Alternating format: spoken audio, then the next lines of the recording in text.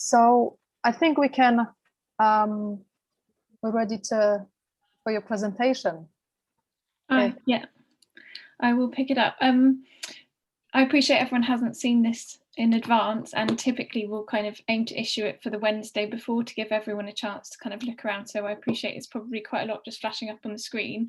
I think just to run through the agenda for the presentation, so that's to cover that, it was an instruction that was given to us by RBKC, the New Homes Programme and the need for affordable housing, addressing kind of why Edenham and why not somewhere else. Talking through the various feasibility options we've worked through, and the kind of the concept design development, and so then over the kind of the next series of meetings, hopefully everyone's kind of seen, we'll get onto the topics of kind of like scale and massing, the community provision, landscape, those kind of things. Oh, hello, we've got everyone. Great. Welcome, just in time. And yeah, so we'll kind of, I'll try and keep the presentation kind of quite concise, and there's a lot to run through. If there's anything anyone wants to kind of interrupt me on, then kind of just shout. You might actually just have to shout, because I won't be able to see kind of faces alongside the presentation on my screen. But and if not, I just want to leave maximum time for the discussion, so we'll just whip through it quite quickly. We can always come back to kind of anything particular that people want to pick up on. Does that sound all right? I will just share my screen.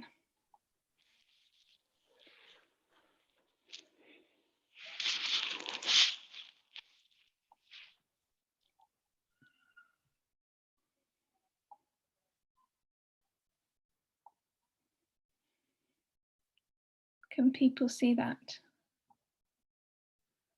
Yes.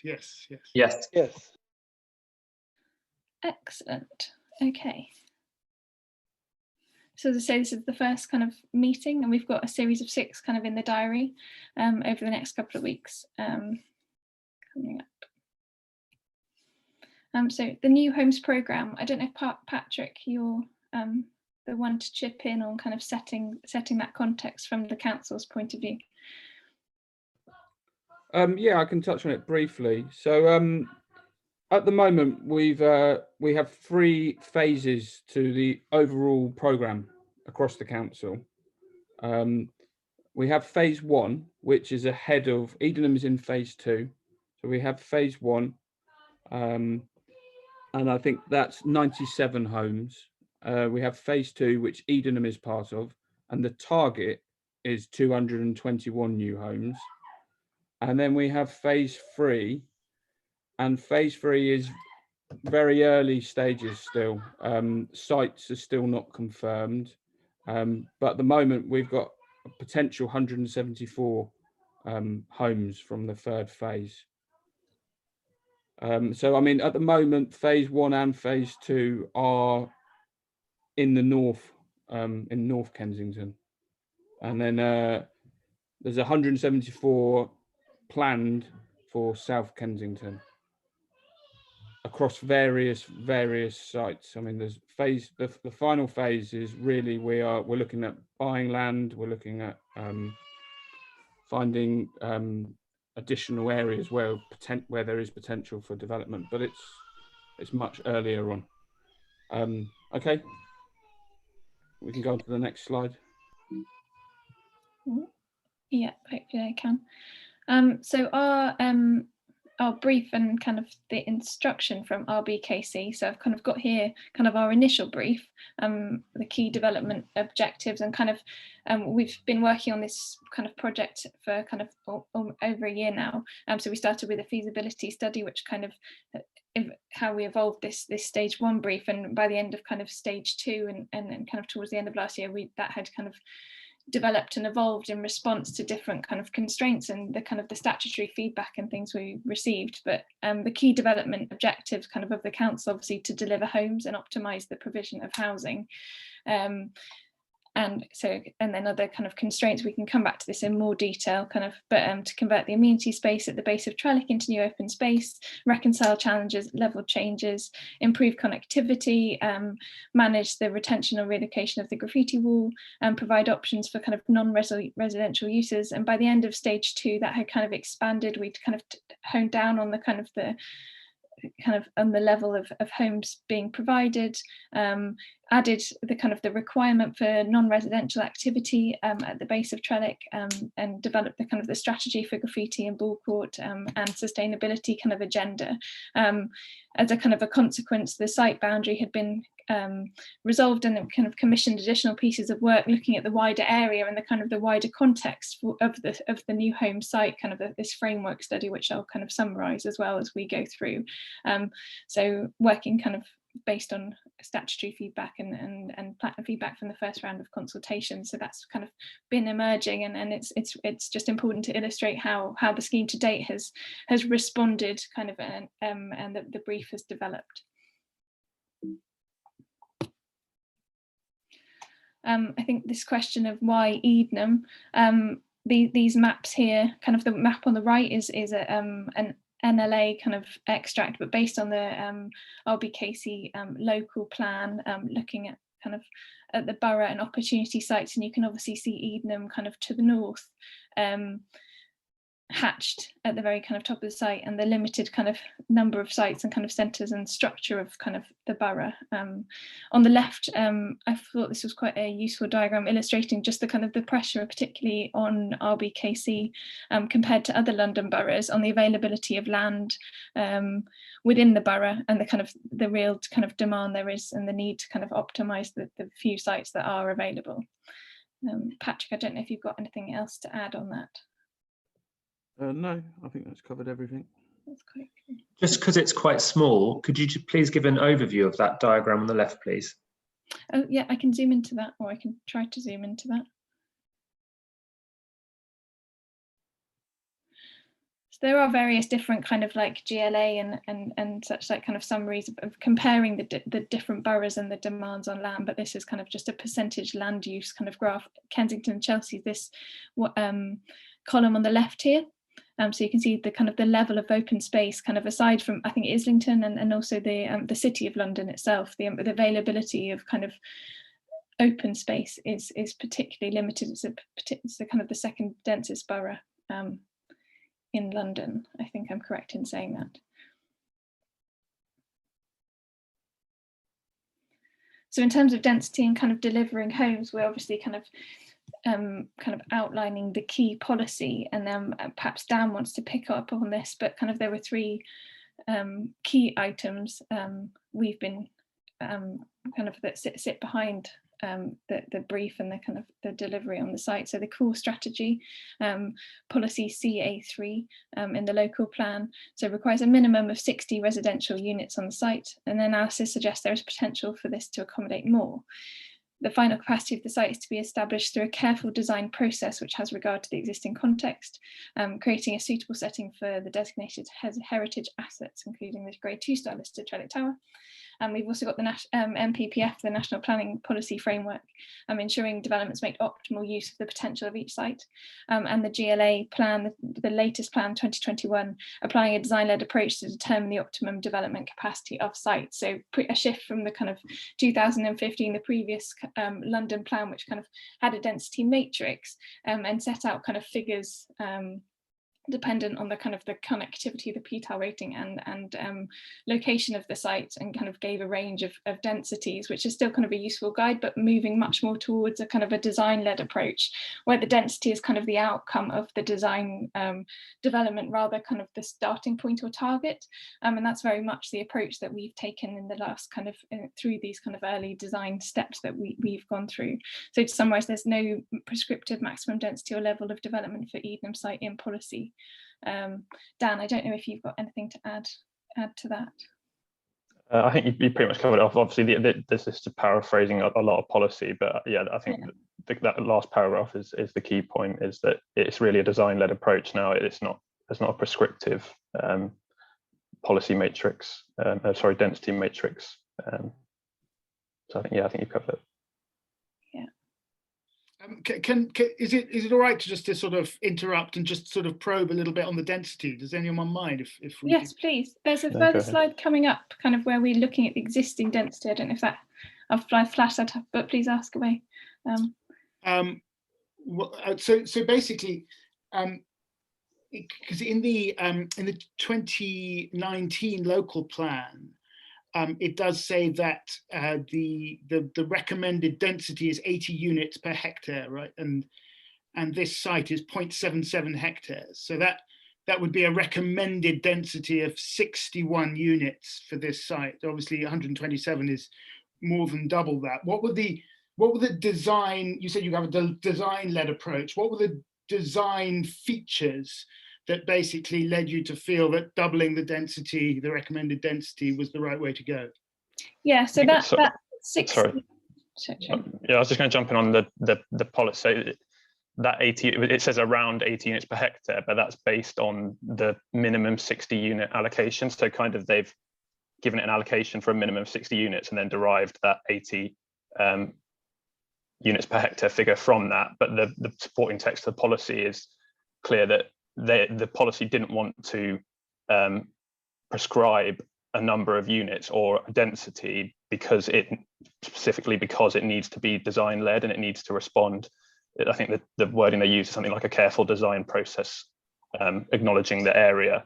And I think there's also a reference in there to saying that the 60 units and 80 units per hectare may well be found to be conservative. So I think, obviously without going into the minds of the people who drafted the policy, but the wording as we read it is they've set a minimum level of development to ensure that there was at least a certain number of homes delivered, but that the actual policy wording is very clear that ultimately it should be design that informs it rather than just a formula basis. Yeah, I'm sure Sarah can feed into how the designs led from that. Yeah, I think so. And I mean, this is just kind of setting the policy background. I appreciate we're not answering the question about kind of what is the appropriate level of density, but we'll work through that kind of as we kind of explain the scheme and how we've got to where we are, and kind of when we start to talk about scale and massing, that will obviously kind of come back into the focus this discussion. But I think the 80 units per hectare is kind of, if you're looking at this this table, looking at kind of a suburban kind of value of units rather than kind of the urban expectations that we'd have for this site. So just as the kind of the context of that figure, because I appreciate they're quite abstract.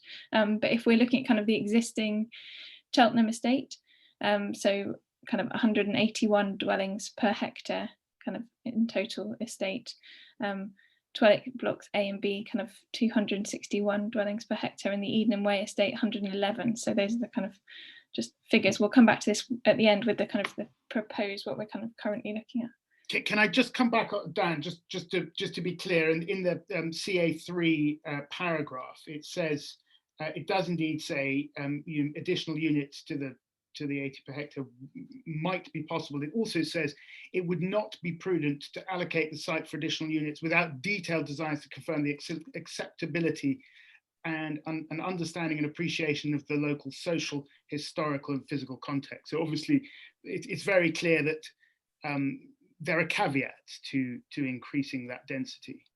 Yeah, and I think, yeah, and this is exactly the point we're getting at, that they were cautious in setting a minimum level and cautious in not prescribing a maximum, so that there is room to go through this process. Yeah, and hopefully kind of as we talk through the different themes, kind of how we kind of want to optimize obviously the amount of homes that this site can accommodate. But I think density, I mean, there's obviously the policy kind of point of view, and there's Dan's kind of well, not Dan's understanding, the kind of the policy understanding, and then there's the architectural kind of sense as well, and we'll talk about that, I hope, as well, kind of the kind of the closeness of buildings, the proximity, the adjacencies, the kind of the space, and that's so the architectural kind of impression of density, which I think will hopefully come through as we kind of develop the design and turn into quite a rounded conversation, which is why this is such a good opportunity to kind of, I guess, talk about it all together. Thanks, that's really helpful. So we're going to come back to the sort of design mitigations, as it were, of the higher density. Yes, yeah. So it's a theme, it will keep going.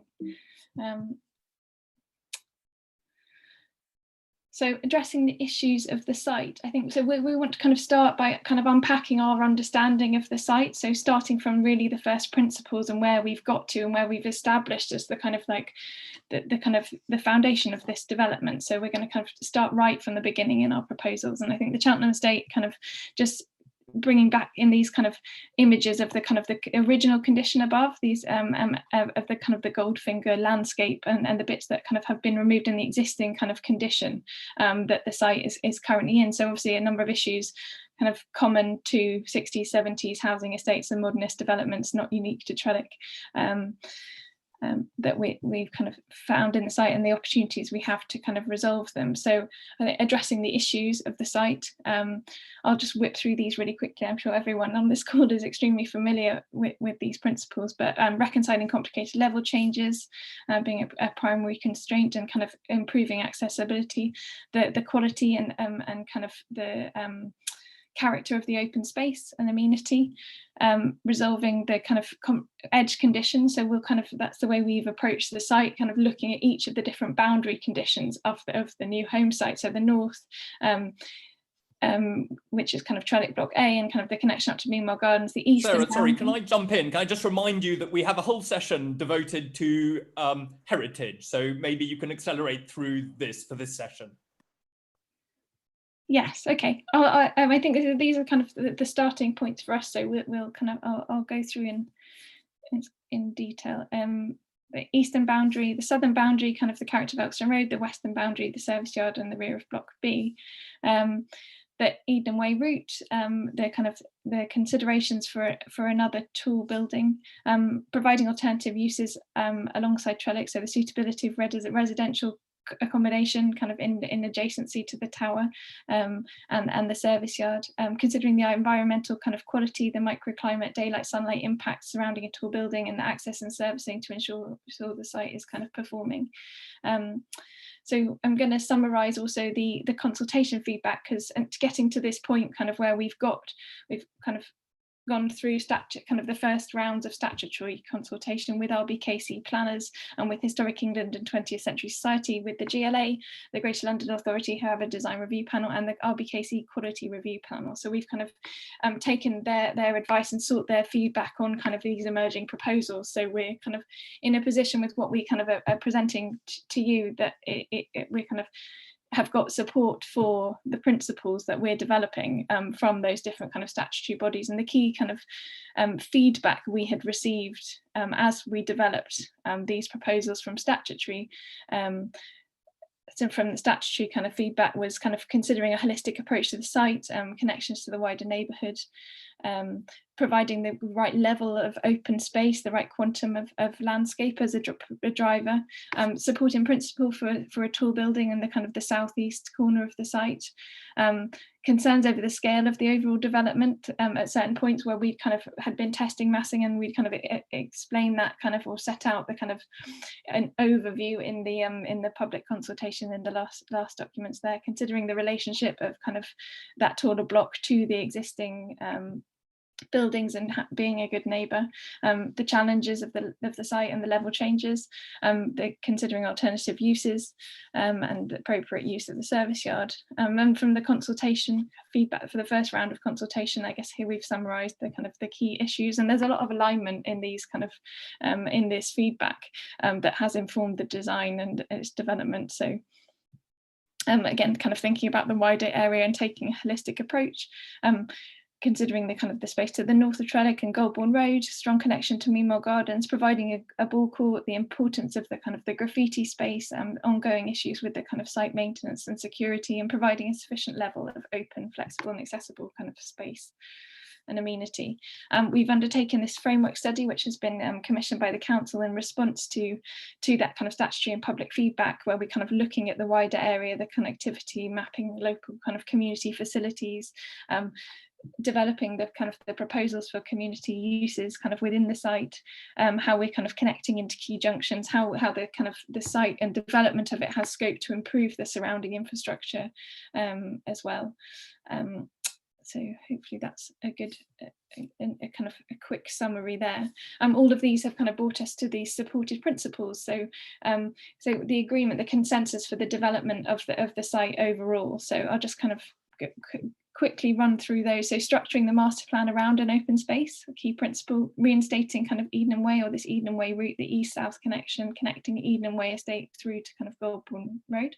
The objects in the landscape setting, so continuing the approach to the 1960s urban planning and mid-century design principles, the kind of the particular kind of character, the disposition of blocks, the scales. We'll talk a lot about that in kind of future sessions, and how the design kind of should respond and kind of sit within that kind of context, which is so kind of unique in particular. Increasing permeability, including north-south connections, a mixed development, so varying building heights and typologies, and that's kind of fulfilling RBKC's brief of providing kind of a mixture of typologies, a mixture of homes as well, including larger family units, different kind of types of buildings, and that's kind of a double-edged thing. We're also kind of fitting in with the context of the existing kind of estate. So a taller building in the proposed southeast location as well. So we looked originally at kind of these site strategy options. So so this is obviously a very kind of summary, kind of pulling into 3 themes, different kind of thoughts about how the site could be kind of approached and developed. So a kind of a family of options, looking at reinstating the podium and kind of developing on the kind of the Coach Park site and how that kind of might play out. An idea of kind of creating streets and considering kind of street patterns, I guess perhaps similar to kind of the Edenham Way estate, and a kind of a low density kind of mesh, kind of a network of streetscapes. Again, kind of, but there without the opportunity of a garden amenity or a large kind of open amenity space for the site, and those options that provide that kind of summarised in this garden amenity kind of series. So there were various options kind of that we've kind of distilled here, looking at how that kind of best use the site. At an early stage. Don't worry, I will come back to these in more detail. So I'm going to kind of now talk through kind of the boundary conditions. So this is how we've looked and kind of understood the site, analysing in each condition kind of the issues with each boundary and the kind of opportunities there, as kind of we set the scene for how we should kind of approach the site. So the northern boundary, this kind of 2-storey barrier kind of created essentially at the base of Trellick, limited connectivity, inactive frontages, unsightly kind of bins and poor servicing requirements and redundant spaces beneath the tower. The opportunity here kind of to create a more active frontage onto a kind of a larger open space in front, create connectivity up to Meanwhile Gardens, reactivate the routes kind of at the bottom of the service tower, activate the spaces under Trellick Tower, create an active frontage onto the service yard, which and transform that into a mews, kind of creating an internal street and activating along the base of the tower. So on the eastern boundary, inactive frontages and kind of narrow kind of convoluted routes and access up to Meanwhile Gardens with challenging level changes, a kind of a messy public realm, no access kind of from the base there on to Elkstone Road.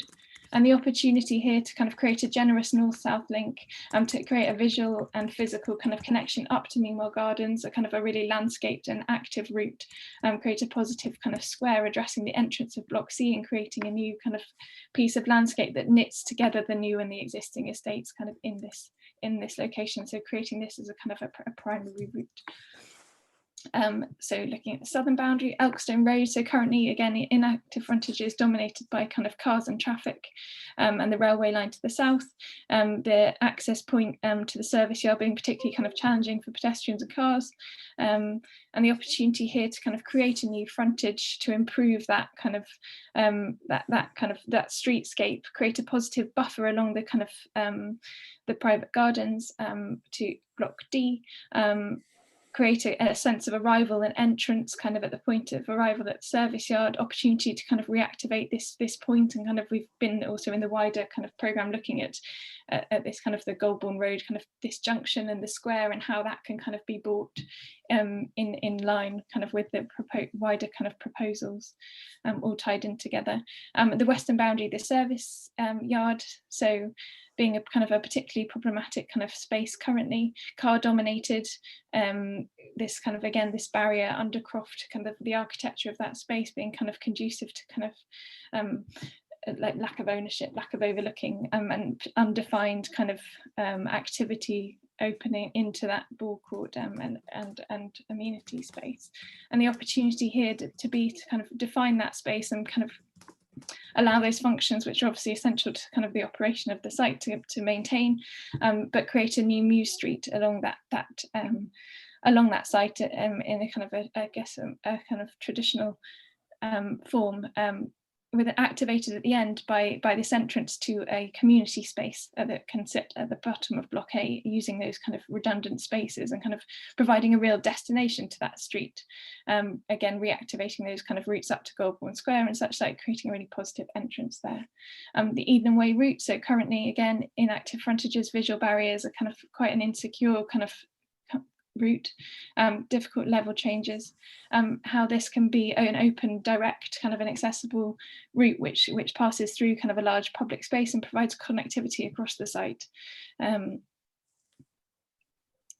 The condition of the existing amenity space, so with this kind of 1 and 2 story barrier kind of inward looking, underutilized, and in terms of its inclusivity and kind of character, the opportunity there to provide a generous kind of open space with active frontages on all sides, kind of that enjoys and celebrates the kind of changes in levels and kind of works really well kind of integrated into the estate and provides obviously amenity space that's much needed. So based on those kind of principles and those objectives, so we've then kind of revisiting some site strategies here. Again, this is these are a distilled selection of options that have been worked through, but hopefully that help to kind of summarize some of the issues and kind of why certain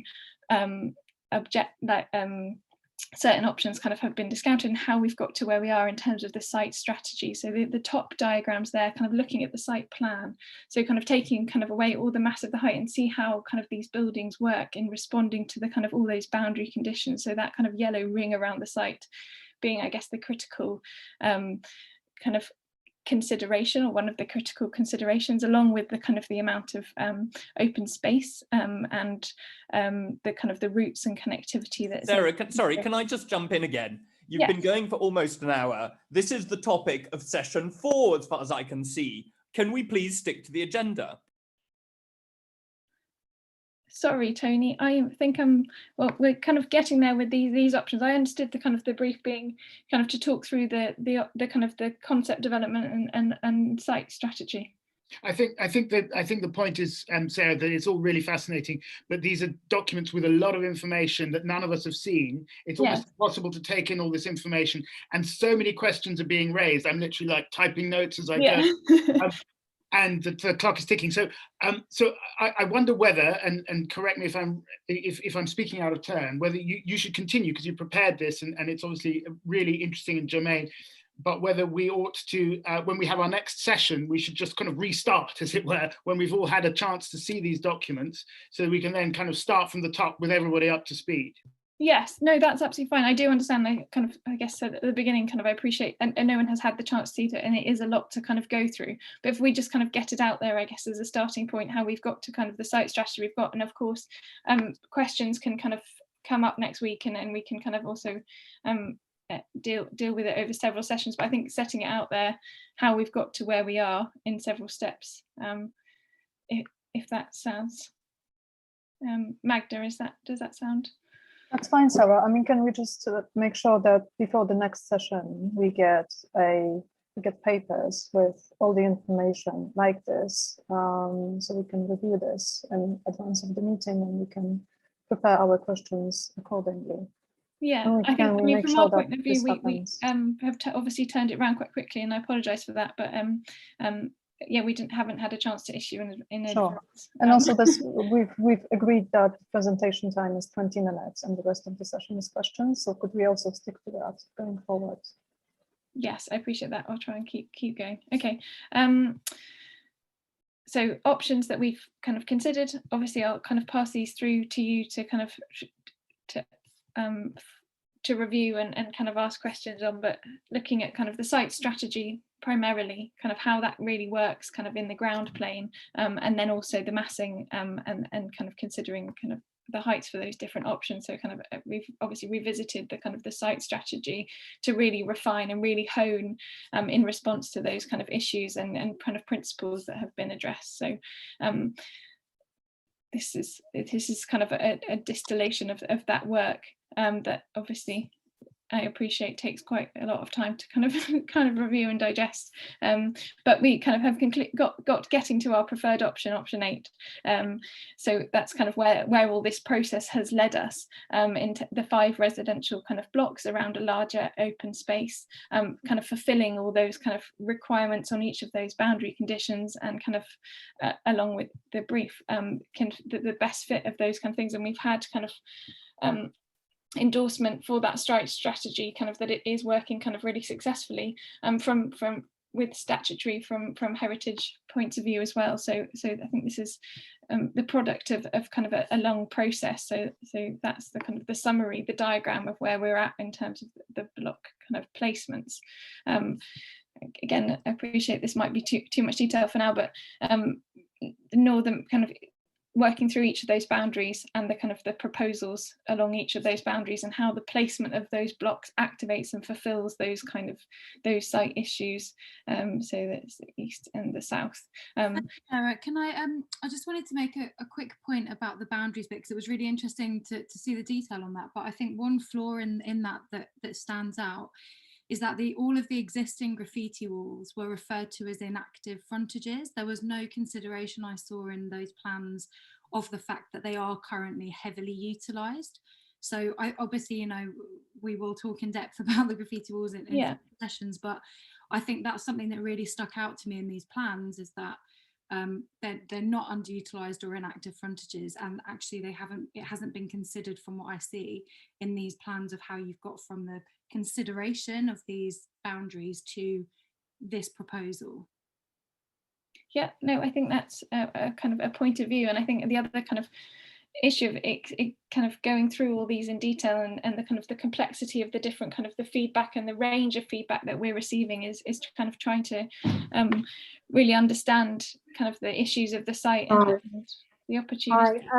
I'm the chair of Eden Way, and I've got to say, most of the association and most of the tenants around here want an old people's home put back there, like for like. And anyone that I've spoken to, and it's like 50 people out of 100 homes, want an old people's home. I understand you want to build homes, that's great, that's fantastic, fabulous, I agree with it, but not to the height and the standard you want to do it, and you're not actually listening to the residents of Cheltenham Estate. Yeah, thank you. I think we can obviously talk more about kind of the need for homes and kind of how RBKC have developed that brief as well. I think that's a really valid question, and Patrick will be able to kind of provide some more detail on that as well. Can I pick up on a very specific point about the statutory heritage bodies? Yeah. Did you say you had approval from the 20th Century Society? We've engaged with Historic England and the 20th Century Society in we've gone back for kind of a second round of feedback with them. So we are working with them through the kind of the process of development, and their feedback has kind of definitely informed the development of the site, and we're still in those conversations. Because we've got a letter from them dated 17th of February that says, in conclusion, we would maintain an objection to the proposals if they were submitted for listed building consent and planning permission in this form, because we believe they would have a detrimental impact on the significance of the existing heritage assets, both the Grade 2 star listed Trellick Tower and the rest of the Grade 2 listed estate. Doesn't sound like buy-in to me. Yes, exactly, I agree. So we're in kind of negotiations with them, and we have been working kind of closely with them. And I appreciate that is the kind of the outcome of their current letter. But when you say you've got approval, when you say you got sort of approval from them, that doesn't sound accurate. Gabriel, I don't think Sarah said we've got approval, because we'll get approval once we actually submit the actual planning application. So I don't think Sarah actually said we've got approval. I think the clarity here is that both 20th Century Society and Historic England well, Historic England are much more positive than the 20th Century Society. Historic England, the latest that we've had from them is that they're positive of the scheme and the principle of development, and they've said that they wouldn't object to an application as it was currently drafted. And obviously the 20th Century Society have a different position, and it's obviously still pre-application stage, so it's a case of engaging with them. As you sort of said, Gabriel, their current position is that, and we're hoping to get to a situation where that isn't their position. Well, I just wanted clarity on the point, because it sounded from your presentation as if they were being positive, but just so that we're clear that they're not currently very positive about it. Yeah, so Historic England are, but yeah, the 20th Century Society aren't, and yeah, and it's one of those we're hoping, we're engaging with them more, so yeah, we want to try and get them on board. Right. Yeah, and apologies if my explanation was came out wrong, but yeah, it's just more the kind of that they're the kind of one of the statutory bodies we are consulting with. We worked really hard with them, and closely again with RBKC planners and kind of various different kind of consultees to build a full picture, and kind of, I think, showing at that slide at the beginning how the brief has developed in response to all those kind of consultation and all that work that's been done, and that's still kind of, that's not fixed, that's still emerging. That's kind of what these sessions are for as well, to kind of get more feedback and make sure we are really engaging and responding. That's definitely what we're hoping for, yes. Yeah. Okay, so getting back to that, you're not actually responding to people what they're asking for on the Cheltenham estate, because no one's actually said in any of your plans or diagrams, I've not seen an old people's home at all. Shall I carry on just to the last couple of slides, and then we can start kind of going through, bring it back to the questions, just because we're close to the end here. So the northern boundary, the kind of the proposals kind of for the block there, the western boundary, kind of the new Mews, this block 5, kind of creating a point of arrival, the site strategy of how that kind of service yard can operate in kind of a good relationship to allowing kind of the main amenity space, Edenham Square, eastern boundary, so Meanwhile Way and that route along there, with the kind of the blocks 1 and 3 forming the other side of that street, and the southern boundary, Elkston Road, so the blocks 1 and 2 active frontages, and how that kind of connectivity and those relationships are kind of starting to work. So just to kind of summarize the massing development kind of through time, this is obviously a snapshot, and we'll talk in great detail about kind of massing and kind of the overview and the development, but just to kind of illustrate the kind of the design steps and development that has kind of taken place as an overview, the number of homes and the density are kind of just captured here in kind of 4 steps, but then kind of back to the density question of the existing estate here on the left, and the kind of the level that is proposed, to kind of set those figures into context. I mean, appreciate we'll need to kind of read through this in detail, and then also some context as well, kind of for similar projects. These are kind of other Howard Thompson's kind of residential projects that we've got, just to kind of again provide a bit of context to those figures, looking at those developments, and then back to our master plan. So I appreciate that has been more than 20 minutes in my presentation, but thank you, Sarah. Yes, as we said before, we'll please send that presentation to us following the meeting, and we can pick up the points, some of the more detailed analysis, perhaps in the next meeting, or we need to put in another session to address these, because this is a lot of information to take in and to respond to on the spot. Yeah. So we would appreciate sort of a coordination of that following the meeting. We have questions for you, which we would like to address now. And we've sort of grouped them in topics, in the agenda topics. So we'll go according to the agenda, taking each topic, starting with the instruction that was given to Howard Tompkins. So that Magda, I think Gabriel wanted to make a small comment first. Correct. A general comment before we dive into specific questions. Gabriel. Yeah, no, I just wanted to sort of, thanks very much, Sarah, for that presentation. And I think it probably can feel like people are getting at you, and you know, we understand that you're just carrying out the instructions of the council here. So apologies if it feels like you're kind of in the firing line. I don't think you should be. We really appreciate you setting up this working group. We think that it could result in a genuinely happy outcome for everybody. I just want to say a few things from the get-go. All of us on this call, I think, agree on the need for more social housing and good quality social housing. So we're not, we're not NIMBYists. We're not saying we don't want it here.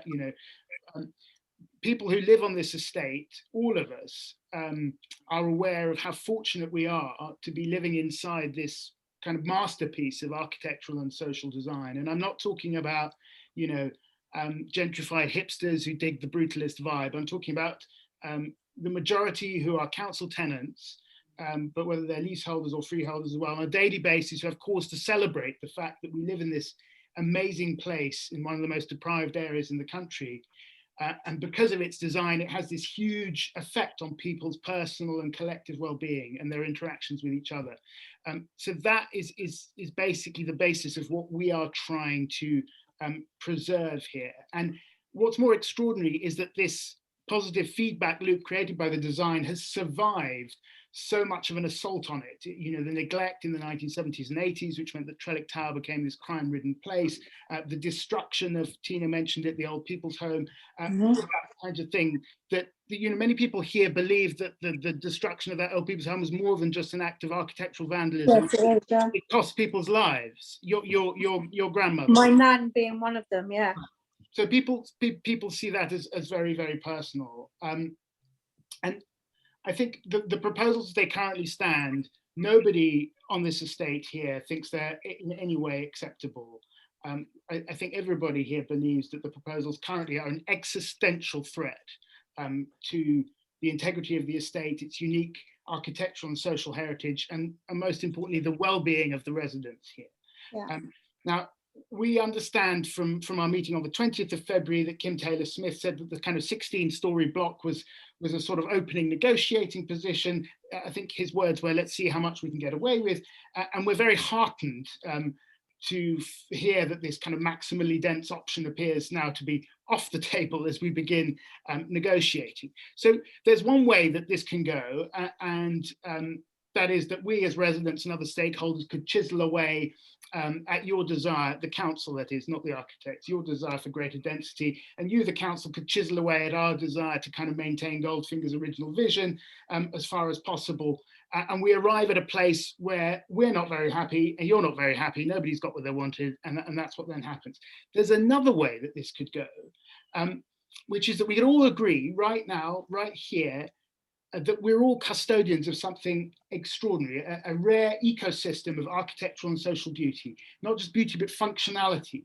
It's not just a historic artifact that we're looking after here, a kind of curiosity from a bygone age of greater social equality. This is a living and breathing community that functions because of its special design and in spite of repeated attempts to basically mess with it.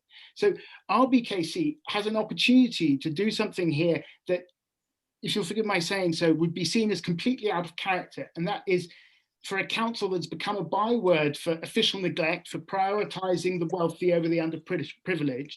This council could say, okay, we're going to do something else. We're going to look at how we can enhance rather than diminish Goldfinger's original concept to repair the damage that's done over the decades in a way that respects not just the original vision, but what has grown up organically over those decades of neglect, and respects the residents of the estate and the new social tenants who'll come to live here, hopefully, with new housing. So I think a lot of people on the estate, from people I'm talking to, don't believe that RBKC is negotiating in good faith. I'm not among them. I'm an optimist. I believe that you are.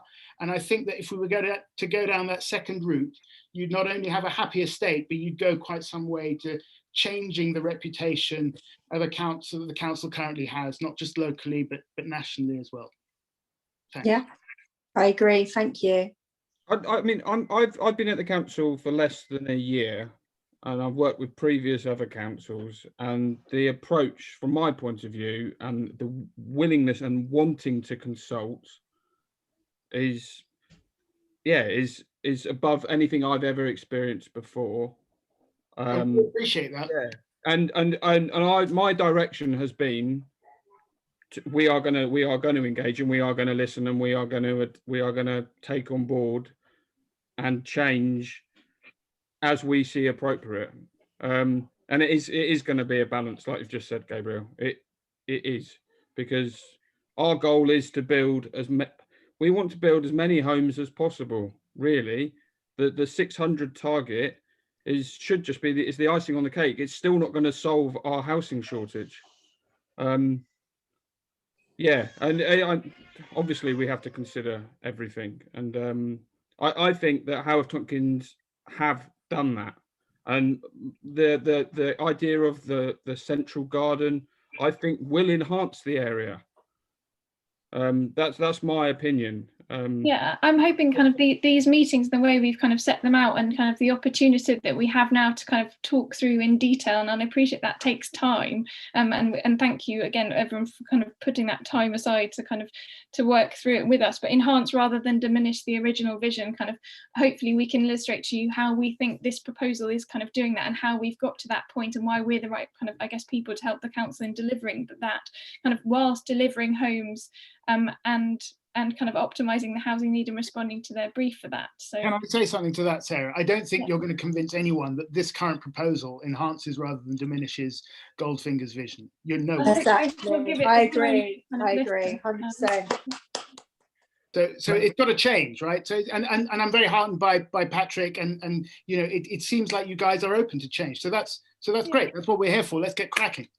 But I think the basic position where we all understand how we've got to this point is really important, if we kind of can negotiate kind of from there, but taking the time to understand kind of the steps that we've been to in the consultation, and we're understanding your kind of issues as well, but we need to take that time to kind of explain kind of how the site strategy that and project has developed to this point, and kind of how it is already kind of responding to those things, and then we can go from there. Yeah, then I mean the next 3 or 4 weeks is about exactly that, isn't it? Next week we're going to discuss viability. So yeah. Anna, did you have a question? Hi, thank you very much, Sarah, for your presentation. It's been really nice. And I could definitely see that there's been some thought and strategy that you guys had put into the project. I've got several questions.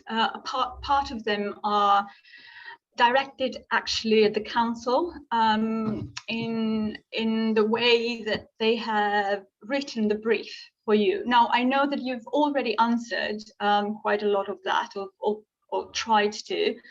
I'm just and I'm observing as well your willingness to negotiate that.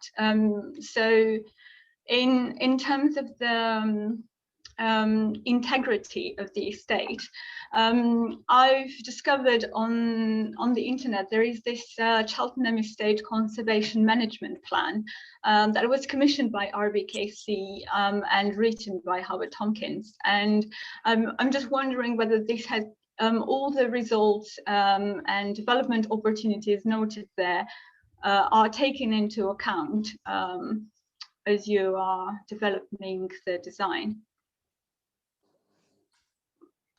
Is that a question for me? I mean, I can pick it up from a design. Yeah, sorry, it wasn't super clear, so probably there are two questions. It's definitely a document that has kind of, we've been involved in the kind of this estate and the site for a number of years, and Joe kind of was also originally kind of on that kind of scheme back in 2014, 2015, and the conservation management plan was kind of a big piece of work back then. But yes, it has informed kind of or been one of the documents underlying our kind of design approach this time around. So the sign boundary currently stops by Eden Way. So rather than, you've been pointing out the reinstatement of Eden Way as access route, as a trajectory on your plans, and however, in the solutions that you've shown us, it's not so conclusive. So you describe that area right on the boundary of the tall blocks to Edenham Way as a positive square in the middle of this esplanade, right? The esplanade connects 2 points that are currently not attractor points enough. So you've got the park at the top, which is true, people would want to go to the park, but on the south side of the esplanade is basically the railway tracks where nothing happens. So I find it really hard to believe how that esplanade could actually be a real successful urban space if it doesn't lead to anything. At the same time, you're taking out the service yard that Goldfinger proposed for such a high density on the estate, and that is a completely good point in revitalizing it, creating a terrace street there. However, in the solution, there's absolutely no addressing on where that service yard could move, and how the service is going to be resolved in the area. Again, as I've seen the solutions, the proposed access for services clash with that beautiful positive square and the esplanade towards the park. So it's this kind of lack of following on the good intentions that we are yet to see. It's another thing that's a bit interesting. Some of the proposals that you discarded, like creating streets, for instance, these have been really interesting, and it's really hard to follow in the presentation why exactly those have been discarded and has become it's really hard to follow. Why were they so bad? Yes, no, I appreciate. I skipped over that. Can you see my screen? I can share kind of and hopefully try and answer a couple of your questions. So one to do with the kind of the service yard and activity, and I think the planners kind of had major concerns over this issue, and so did we in kind of how to address the kind of the functionality that is required in that service yard, and yet transform it into kind of a positive space. So creating a street, kind of redefining it as a muse street in a traditional way that kind of it fulfills its servicing functions.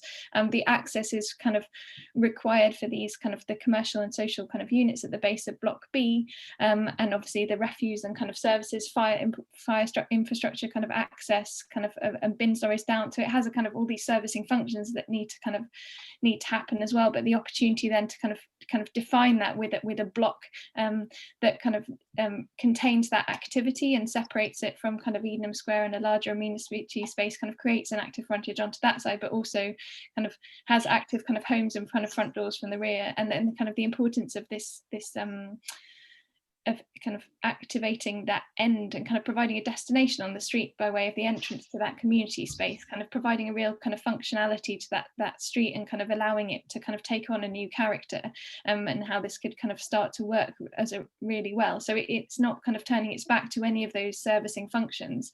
It's creating kind of a street that kind of works to fulfill them all. I think your points about Meanwhile Way, apologies if my kind of explanation was insufficient here, but I think obviously the idea of kind of we need to kind of create distance and kind of create a good relationship to the kind of the blocks along this side. So we need kind of space, and we need space for those buildings to breathe, and kind of and create kind of frontages and kind of create the appropriate kind of types of activity. So I think rather than this being obviously kind of it's not a kind of a thoroughfare or whatever, but a kind of a play street, an active street. It's kind of a big kind of landscaped kind of route that kind of drives its way kind of to Meanwhile Gardens, kind of connects along the estate. Hi, sorry, can I interrupt? Yes. You do realise that Edenham Way is a one-way system, because Elkstone Road is an emergency road, And there's been 3 deaths on there in the last 15 years because it's an emergency road. I asked for speed humps, but because it's an emergency road, they wouldn't put them out Elkstone Road. So therefore now you want to build up more traffic on Edenham Way, which have already got a bus route 23 who rev up outside on Elkstone Road. There's always traffic, and plus we've got all the pollution from the trains, and now you want more cars coming in and out of Edenham Way. So firstly, this is proposed as a car-free development, so the kind of the level of traffic generated by it will be kind of really carefully considered and monitored, and we have got a separate session kind of where we're talking about the kind of technical detail and kind of the impacts of that and how that's going to work. And I appreciate there's a lot of kind of consultation to work on kind of these strategies to make sure we are kind of creating good street and road environments in and around the building. Obviously you'll be aware that W10 has got really bad pollution. So me, for one, I've got severe asthma. I don't really want cars revving up and going past my door, whether they be disabled or not. I've got enough putting up with the buses and the trains without more congestion going past my front door. I'm not happy about that whatsoever. Edenham Way is all permit only, isn't it, parking? Yes, and it's also in one way, but going by your plan. Sorry, can I just point out, we're losing a bit of discipline here, that this question is for session number 5, and it's a very important question, but we have very little time because of the length of the presentation to get to the topics of session 1. Now, we can mix it all up, but that's not going to be very productive. Yeah, so getting back to my question, you mentioned the site is car free. Now, I noticed that the site you refer to is this boundary that had been defined through the brief that you've received. So my question to the council would be, why hasn't the development site included the Edenham Way part, the eastern side of the estate? Why has this not been thought to get together as an integral estate following the conservation strategy? The management plan. Yes, exactly. Thank you. Well, I'm a little bit confused because we're not taking away any new homes. So in terms of the site, Edenham Way is existing homes. Could you rephrase the question? Yeah, so the development site sits within the estate, but I'm just presuming that the architects have developed this design, and the car-free version of the site refers only to that inside area. So it's a bit of a detriment to the other streets that would have to take all that traffic and take all that in. I'm just yeah, I think we need to address it on like Tony said, we've got a whole session on infrastructure and transportation and cars. Yeah, I think the important point is that kind of the impact on the wider transport network and streets kind of is being kind of considered, and obviously that's kind of the feedback that residents are kind of able to. I don't think that the people that end up living there in the new homes are going to use Edenham Way's one-way system, because that will remain for Edenham Way residents to park. So I don't see there being unless I'm mistaken, I don't see there being a reason why they would drive into Edenham Way. Can I just, Anna, I think one of the overarching things that Anna was trying to get to was that There was a very detailed plan laid out in 2015, adopted by the council, the SPD, which suggested buildings of between 4 and 6 stories, etc., etc. Did not suggest moving the graffiti wall. The boundary of the development was just on the car park, the former area of the residence home. What we want to know is what has changed so radically since 2015 that has led you to change your plan? And this is for the council, not for the architect.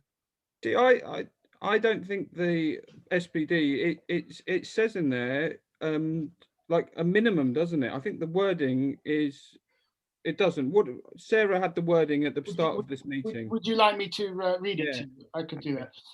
Bear with me 1 second. Bear with me. While you're looking, I mean, we've looked at all of our sites, and our brief has been to optimize housing units on every single site. To look at every site and say, what could we reasonably put on each site? So I guess that's the, sorry, Gabriel, before you read out the policy wording, I think the other key thing to note that's changed since 2015 from a planning perspective is both the local plan, the MPPF, which is the national plan, and the London plan, the most recent version, which was adopted in just a week ago, all focuses on optimizing sites, optimizing the delivery of residential units on sites. And I think that's the main thing that's changed from a policy perspective. This SPD was prepared on the context of policy at the time, and obviously policy's moved on now, and that's what's driving the council's aspiration to deliver more, is the requirement in policy to make optimal use of sites. And I guess that's where the departure is between what was 6 years ago now an SPD to what the brief is now. Can I just, so you're saying that the SPD has basically been ditched? Well, it's not ditched. It's still a consideration in a planning policy term, but it has less weight than the more recent policy documents. Okay, because it does specifically say, and then I'll stop because I think there's lots else to get on to. Paragraph 3, section 31, the scale of the development must respect existing buildings on the site. Proposals for buildings between 4 and 6 stories may be appropriate here. The council's duty to protect the setting of the listed buildings in the estate will be a significant factor. So it's very clear. It's not a minimum of 4 to 6 stories. Exactly. It's clear, crystal clear. But it says may be appropriate here to ensure the site provides a good number of housing units. So I appreciate. What I'm asking you is whether you've ditched that now. You basically said that recommendation is out the window. It's not ditched, but it has less weight in. I'm talking purely in planning policy terms. Obviously, Joanna's going to talk in design terms, but in planning policy terms, it has less weight than the more recent policy, which is to seek to optimise the use of sites. 80 units per hectare.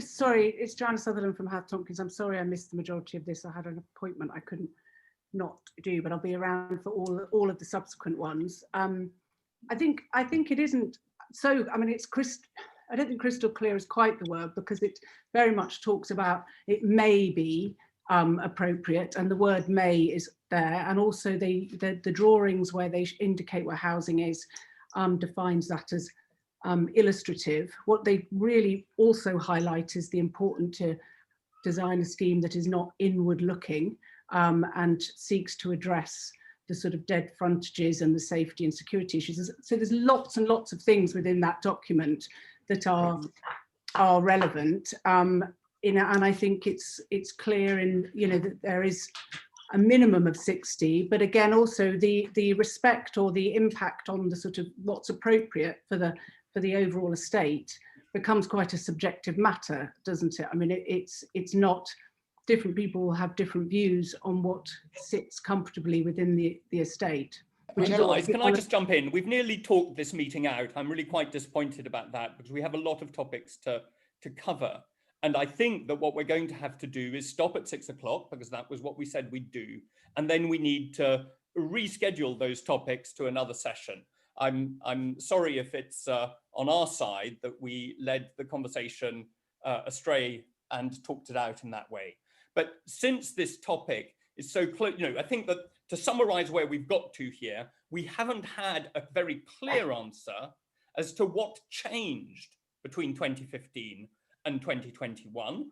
And we look forward to understanding that over the course of these sessions. But if I could take a step back at this stage and start the questioning on what was to be the focus of this, which was, I think, the crucial question of the demand for social homes. So in a way, this is a happy topic because, as Gabriel said, we're all agreed that social homes are an imperative for London. And I know that the council officials are, I've heard them, they're absolutely behind this objective. And I've heard everyone on this call support it as well. So I think it's very important, given all the agreement, that we understand exactly where the number came from. So you have 221 new homes in the borough in phase 1. Can you explain how exactly you came up with that number? Who is responsible for it? Some people might think it should be more, some people might think it should be less. Can you please explain the 221 number? And if you can't do it in just a few minutes, because we have a lot of these questions, maybe you can supply us with the documents which establish 221, which is quite an accurate figure after all. Yeah. I think so the target was 600 homes, wasn't it, originally? So they've looked at, they wanted to do 3 phases, so, and each phase 200 homes. They've then looked at the sites and they've decided, I wasn't here when this all happened, but I assume that they looked at the phase 1, 220 homes. They looked at 3 or 4 sites where it obvious. I mean, it would make sense to choose the easiest ones first, wouldn't it? Sites, I am assuming, okay? That's how I would look at it. You've been clear, you've said that before, but can you answer where the 600 comes from, if that's the overall envelope constraint?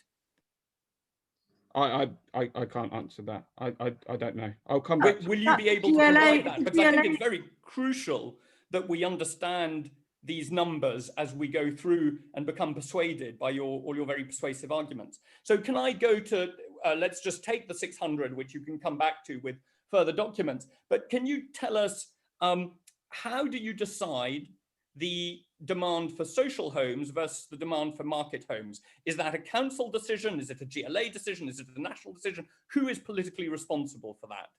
As far as I'm aware, it's a financial decision. We are having to borrow, we'll talk about it next week because that's the topic. Okay, that's fine. But if someone is unhappy with it, it's entirely in the hands of the council decision makers. It's not the GLA, it's not the national government. No, the mix is, the GLA give grant only for the social side. So we're using that and then we're borrowing money and we've done some calculations. Okay, so we'll find out next week how you got to the 50%. Can you tell us whose responsibility is the decision to allocate social versus affordable? Is that the same thing, a council decision based on their financial policies? As a footnote, Kim Taylor-Smith has told us that the housing capital account must balance. Can you tell us more about that, or is that a stated council policy? Is that something that you'll come to next week? I think, well, let's go into it next week when we actually look at, we're going to show you a model and we can really go into all the nitty gritty. Can I summarize what I think we've learned? And I'm sorry to go so fast. I think what we've learned is that you have a number of sites. These are sites that you own. They might be brownfield sites. They might be sites that you can purchase. You have the 600 home objective, and then you see how you can put 600 homes onto those sites. So in other words, if more sites were to come available, or if you had to reduce the number of homes, what would happen? No, I don't think that's the way that it's been approached. I think we've looked at everywhere we've got property and stock or potential that we own already without buying land, because the minute you start having to buy land, it becomes really expensive. So I think that's the approach. And okay, so would it be fair to say that it's not really a demand-led approach, because we know that the demand for cheap housing is almost infinite in this country? The number 600 it's a supply-led approach, in the sense that you look at the sites that you own or can expand, and you see how many houses you can squeeze onto it, and that becomes the 600 home target. Would that be a more fair way of describing it? As far as I'm aware, that's the way I believe that it's been approached. Alex is on the call, and Alex. Yeah, sorry, is it all right if I just chime in here?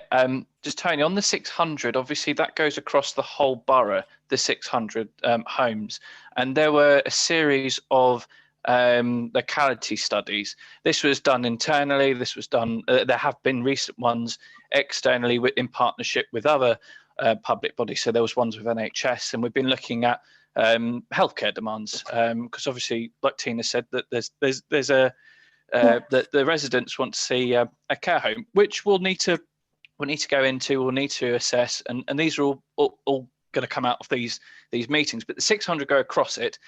Now it says, you saw on that map, it said 221. That was circa 221, just to be careful on that, and that's for phase 2 alone. 97 units on their own are for phase 1, and in phase 2 there are circa 221, and they are not just split across the 3 sites you see actually on the map. So Balby, Edam, Silchester.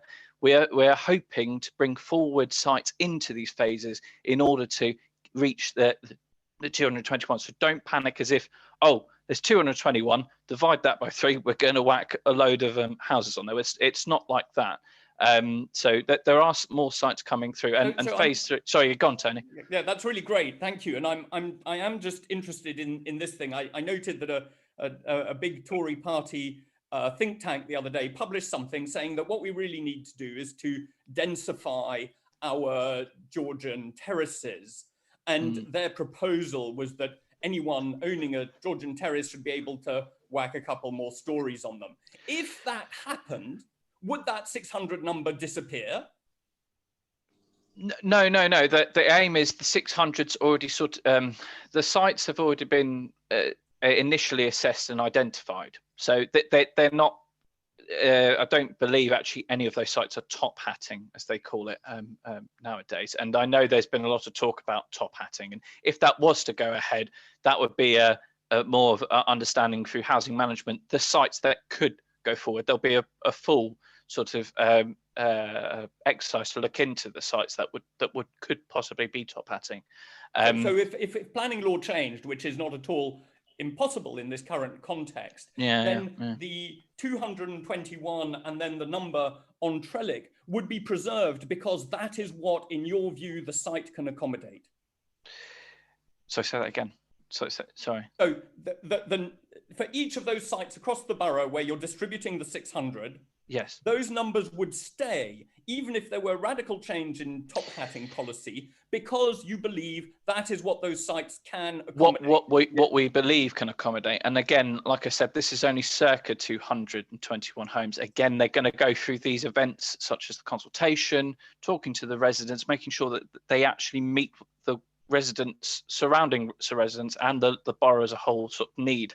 And that doesn't just mean obviously just on homes, but in terms of look and safety of heritage assets. So it's not going to be. There's a number of impacts that could impact the number, and that's why we've said circa. The 90. That's really clear. Sorry. I thank you a lot for it, because I think it's cleared up a lot of the questions we've had internally. I wonder whether there's a document. Was there a public consultation and then a printed document for the new homes programme? For the new homes program, so there were a series of exercises, which I will see if I can locate them, but I know that there'll be a lot of them will be our commercial assets. There may be some confidentiality issues on that. So, but we can see what we can provide to you and show you the analysis that sort of we went through to identify. I think that would be incredibly helpful, because I think if you persuade us of a top level number, as I say, this group agrees on the need for social homes, and if you convince us on a top level number, you will find us, like whatever it is, horses to the trough. Yes, yeah, indeed. Okay, no, that's fine. I'm happy we're having these discussions, and it's a lot it's a lot more focused. Pardon the pun. So it just gets us to actually get the right design we need for everyone. So. Sorry, I think there's probably one last thing, but maybe we come to that next week.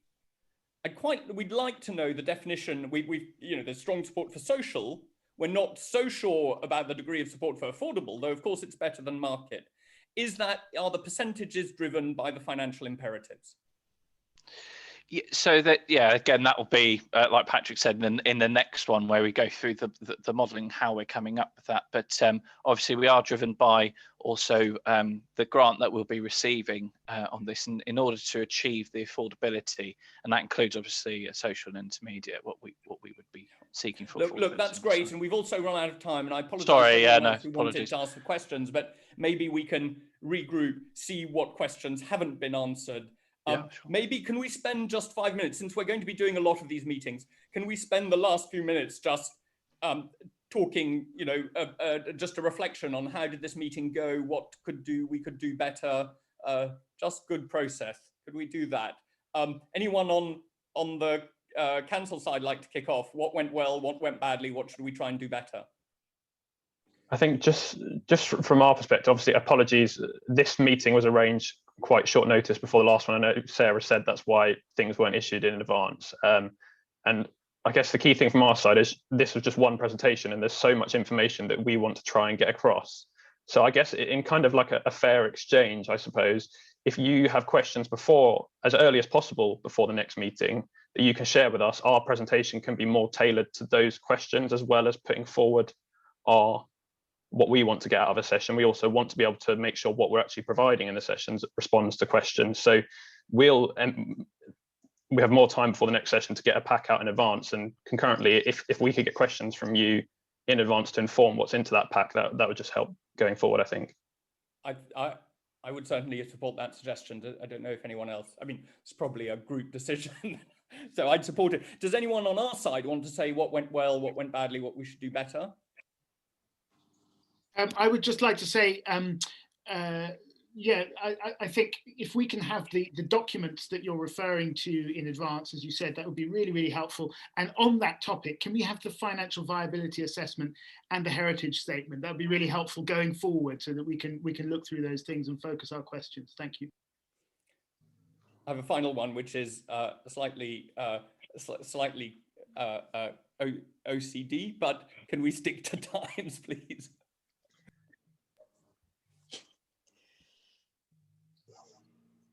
I think it's also quite important in the next session to bring a written definition of what you mean by affordable and how that stacks up without using terms or any terms supported by definition of what those terms mean, because through various consultations, affordable, key worker have all been identified, but those aren't necessarily well-defined terms in policy. So it would be very useful when we discuss viability at the next session for this term affordable to be broken down in clear and well-defined terms. It normally is 80%, I think, isn't it? Affordable is normally 80% of market, but that might not be really affordable. It depends. There's a question as to how you define the area of the market, isn't there? Yeah, exactly. Yeah.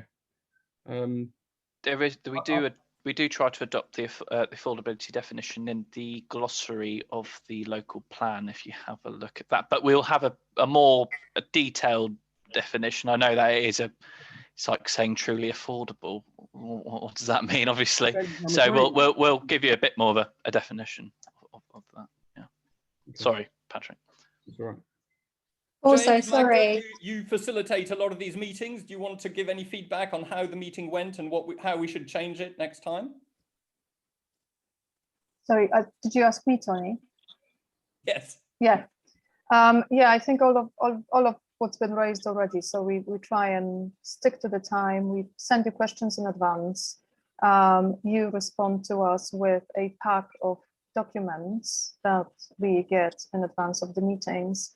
And also it would be helpful perhaps to have a list of attendees in advance with those papers from the council, so we know who's going to attend from your side. Is that going to be more or less the same from week to week, or are we expecting others to join? Magda, I would say yes. The team that's come tonight will be the core team attending. What might happen is, as the weeks progress, depending on the topic, we might invite additional colleagues. So I'm thinking particularly about week 5, where we're talking about infrastructure. I can envisage we might try and ask colleagues from parking, from highways, perhaps public health, if they are available to attend, as I think that would be helpful. But you can take it as broadly read that the core team that was sent tonight earlier to you will be coming week in, week out, if that's okay. Okay. Yes, and send us information in advance of the meetings. That would be very helpful for us. Yeah. Does anyone else have just one on the documents front? I'm sorry, I'm a real nerd for documents. So the financial viability assessment, the heritage statement, also, Sarah, in your presentation, you mentioned a framework study, which I don't think I've seen, which would be really helpful to see as well. And yeah, you won't have seen that because that's kind of currently a piece of work that's in development. It might be that we can kind of summarize some of those kind of conversations as part of these discussions, but it's an emerging kind of piece of work that kind of brings together opportunities kind of within the local area, kind of working with RBKC and kind of and their transport kind of highways, all these kind of issues to make sure we're kind of bringing a holistic approach to the development. But yeah, you won't have seen that. That's not in the. No, it's just yeah. Well, it would be good to see it, because also I think you, in my notes, I wrote that you mentioned that the framework study, and I put in question, was that in response to a public consultation? Was that in response to the first round of consultation? And you mentioned a consensus for the development of the site overall. I just wondered where that consensus came from, but I feel like we're sort of straying into more questions now, which probably I was trying to, I guess that piece of work came in response to the first round of statutory and public consultation, in which the kind of taking a wide approach, a holistic approach to the neighbourhood was kind of thought to be kind of an important objective. So that kind of became part of the brief. The council commissioned this additional piece of work to make sure that we were kind of addressing those issues and thinking about things in the round. So that was kind of where that's come out. Well, if we could see that. Thank you all. Apologies, I've just noticed it's 5 minutes over time. So I think we will be trying to draw this to an end now to pick up next week, if that's okay with everybody. I thank everyone for sort of coming along and spending time. I think it's been fruitful, and I think this series will be fruitful overall. As we've committed to, we'll be passing this along to our comms colleagues, and they will be getting it onto YouTube tomorrow. They have said that due to the size of the file, it might take some time to upload, so bear with us, but it will be getting sent first thing in the morning. Okay. Thank you very much. Thank you very much. Thank you. Thank you, everyone.